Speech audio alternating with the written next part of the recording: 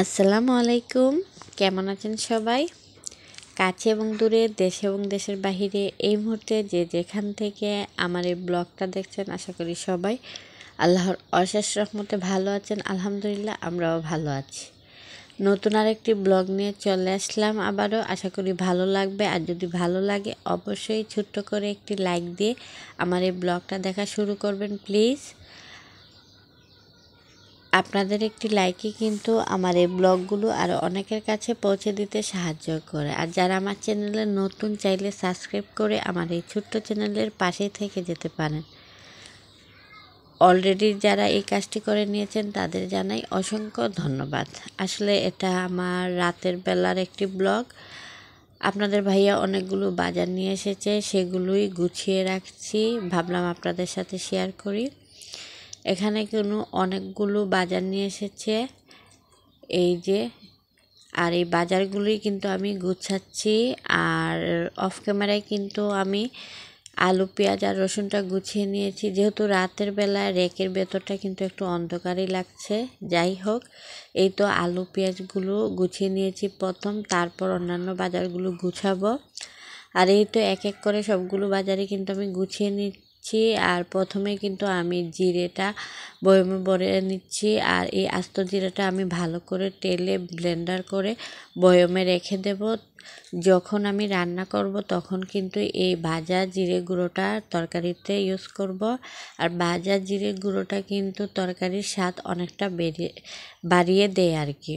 আর বাজার থেকে যে জিরে গুঁড়োটা কিনা হয় সেটার কিন্তু তেমন একটা গ্রান থাকে না। আর এই তো এখন আমি ডালটা বয়মে ভরে নিচ্ছি এক এক করে। সবগুলোই কিন্তু আমি আমার বয়মগুলোতে ভরে নেব। আর এখানে কিন্তু আপনাদের ভাইয়া নিয়ে এসেছিল লাচ্ছির প্যাকেট 2টা, নুডলসের প্যাকেট 2টা, তারপর চিনি, মসুরির ডাল, জিরে, বিস্কুট, তারপর আরও অনেক কিছু কিন্তু নিয়ে এসেছে। এখানে কিন্তু পোলাও চালও নিয়ে এসেছে। আর আমি যেহেতু আমার চা করার জন্য চিনিটা এই যে কাচের বয়মটাতে রেখে থাকি, ওটাতে কিন্তু অনেকটা চিনি রয়েছে। আর এখন যেটা নিয়ে এসেছে সেটা কিন্তু আমি অন্য আরেকটি জারে রেখে দিয়েছি, কেননা অনেকটা চিনি নিয়ে এসেছে, এই জারটাতে জায়গা হবে না তাই। পরে আমি বড় দেখে একটি জার নিয়ে এসেছি পোলাও চালটা রাখার জন্য। এক এক করে সবগুলো বাজারই কিন্তু গুছিয়ে নেব। আর গুছানোর পর আমি রাতের রান্নাটা করে নেব। আজকে দুপুরে যা রান্না করেছি সেটা ডালটা রয়েছে, কিন্তু অন্য তরকারিটা কিন্তু শেষ হয়ে গিয়েছে। তাই আজকে আমি ভাবছি যে শর্টকাটে আমি ডিম বোনাটা করে নেব।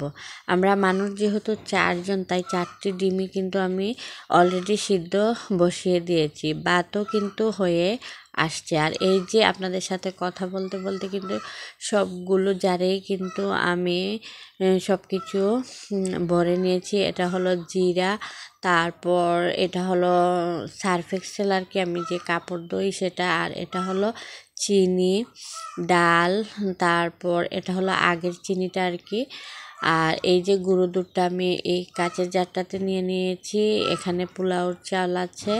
আর এই জারটাতে আমি কিছুই নেইনি, খালি আছে। তারপর বিস্কুটের জারে কিন্তু আমি বিস্কুট নিয়ে নিয়েছি। সবগুলো বাজার গুছানোর পরে টেবিলের অবস্থাটা দেখেন। এখন আমি টেবিলটা একটু মুছে নেব। এখানে কিন্তু চিনি, চাল অনেক কিছুই পড়েছে, ডালও পড়েছে। সবগুলো আমি মুছে টেবিলটা একটু ক্লিন করে নিচ্ছি। আর আজকে কিন্তু আমি একটু মশলা কষানির দেখাবো আর কি। আপনারা চাইলে আমার এই টিপসটা কাজে লাগিয়ে আপনাদের কাজগুলো কিন্তু অনেক এগিয়ে নিতে পারেন। আসলে শীতের দিনটা কিন্তু অনেক ছোট হয়। রান্নাবান্না করে অন্যান্য কাজগুলো করতে কিন্তু দিনটা শেষই হয়ে যায়, প্রায় বেলাটা কিভাবে চলে যায় বোঝাই যায় না। তাই আমার এই টিপসটা কিন্তু করে রাখলে হয়তো আপনাদের কাজে আসতে পারে। আর এই যে দেখছেন আমার ফ্রিজে কিন্তু বাটা মশলা একেবারেই শেষ হয়ে গিয়েছে, তাই অনেকগুলো মশলা এখন আমি ব্লেন্ডার করে রেখে দেব। আর এই কাজগুলো কিন্তু আমি রাতের বেলায় গুছিয়ে নিই, যেহেতু আমার ছোট একটা বাবু আছে, আর বাবুকে নিয়ে দিনের বেলায় কাজগুলো করতে কিন্তু অনেকটা অসুবিধা হয়। এখানে কিন্তু আমি হলুদ না, আদা রসুন এবং পেঁয়াজ ব্লেন্ডার করে ফ্রিজে রেখে দেব। আর এই যে দেখছেন আমার কিন্তু ডিম ভুনাটা প্রায় হয়ে এসেছে। আমরা মানুষ যেহেতু 4 জন, তাই 4টা ডিমই সিদ্ধ দিয়ে ভুনা করে নিয়েছি। আর বাবু তো ডিম খাবে না।